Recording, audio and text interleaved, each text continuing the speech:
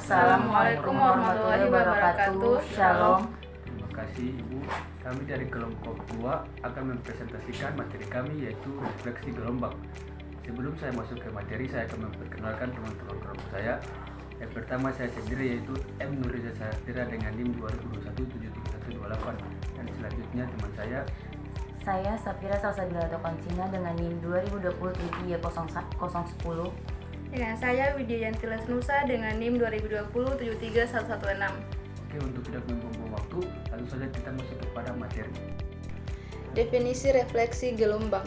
Refleksi gelombang adalah pemantulan gelombang yang terjadi ketika gelombang datang membentur pembatasan seperti tembok pembatas, seawall, tembok kolam pelabuhan atau harbor basing dan atau pantai terjal yang dalam. Tinjauan refleksi gelombang penting di dalam perencanaan bangunan pantai, terutama pada bangunan pelabuhan. Refleksi gelombang di dalam pelabuhan akan menyebabkan ketidaktenangan di dalam perairan, maka bangunan-bangunan yang ada di pelabuhan atau pantai harus dapat menyerap atau menghancurkan energi gelombang. Pada gambar ini terjadinya refleksi gelombang. Jika suatu gelombang mengenai benda yang menghalangi laju gelombang, maka gelombang tersebut mengalami refleksi dan transmisi. Demikian halnya yang terjadi pada gelombang yang mengenai suatu struktur pelindung pantai. Refleksi gelombang secara sederhana bisa diartikan sebagai seberapa besar gelombang terpantulkan oleh struktur pelindung bila dibandingkan dengan besar nilai gelombang yang akan datang. Rumus refleksi gelombang yaitu X sama dengan HR per HI, di mana HR tinggi gelombang refleksi, HI tinggi gelombang datang, dan X koefisien refleksi. Tipe bangunan dinding vertikal dengan puncak di atas air dengan koefisien refleksinya 0,7 sampai 1,0.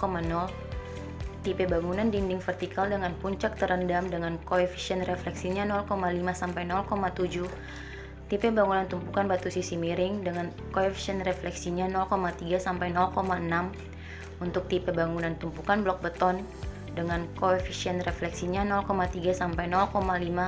Dan untuk tipe bangunan-bangunan vertikal dengan peredam energi diberi lubang dengan koefisien refleksinya 0,05 sampai 0,2. Oke, selanjutnya kita akan masuk kepada contoh soal. Contoh soalnya, sebuah gelombang pantai dengan panjang gelombang 10 meter dan sudut datang 30 derajat mengenai pantai. Jika kecepatan gelombang di perairan adalah 12 meter per sekon, hitunglah panjang gelombang refleksi dan sudut refleksi. Jawabannya itu, untuk menghitung panjang gelombang refleksi, tidak dapat menggunakan hukum refleksi yang menyatakan bahwa panjang gelombang refleksi sama dengan panjang gelombang asal. Jadi panjang gelombang refleksi yaitu 10 meter. Untuk menghitung sudut refleksi, kita dapat menggunakan hukum refleksi Snell. Rumusnya adalah N1 dikalikan dengan sin theta sama dengan N2 dikalikan dengan sin theta, di mana N1 dan N2 adalah indeks bias pantai dan air laut, dan theta 1 dan theta 2 adalah sudut datang dan sudut refleksi. Kita tahu bahwa kecepatan gelombang di air laut adalah 15 meter per sekon, sedangkan kecepatan gelombang di pantai daratan adalah jauh lebih rendah, biasanya sekitar 1,5 meter per sekon. Ini berarti N1 lebih besar daripada N2. Misalkan N1 sama dengan 1,5 dan N2 sama dengan 1. Kita ingin mencari theta sin theta 1 sama dengan N2 per N1 dikalikan dengan sin theta dikalikan dengan sin 30 derajat.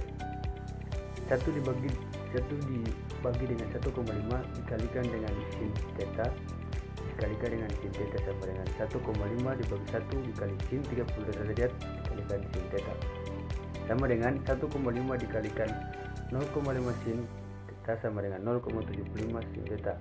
Arc sin 0,75 sin theta sama dengan 48,6 derajat.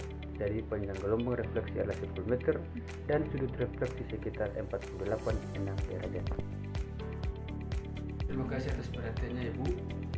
Mungkin itu saja yang dapat kami sampaikan. Kurang dan lebihnya kami mohon maaf. Kami dari kelompok 2 mengundurkan diri. Wassalamualaikum Wassalamualaikum warahmatullahi wabarakatuh. Shalom.